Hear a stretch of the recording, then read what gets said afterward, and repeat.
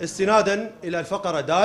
من المادة 10 لبرگەی دال لە مادەی دەی هەموارکراوی سێمی یاسای هەڵبژاردنەکانی ئەنجومەنی نوێنەراندا هاتووە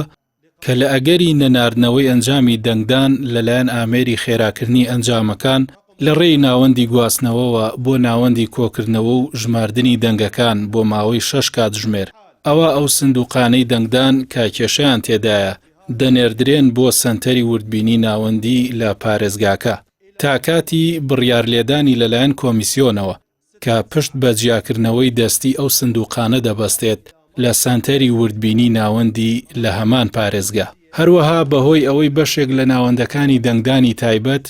ئەنجامەکانیان بە هۆکاری هونەری نەگەڕاوەتەوە بەپێی ئەو بڕگە یاساییەی باسمان کرد. ئەنجومەنی کۆمیسیاران کە لەلایەن کۆمیسیۆنەوە ڕاست پێردراون بڕیاردرا بە گواستنەوەی سندوقی ئەو وێزگانە بۆ سەنتەرەکانی وردبینی ناوەندی بۆ ڕاگەیاندنی ڕاپۆرتی ئەنجامەکان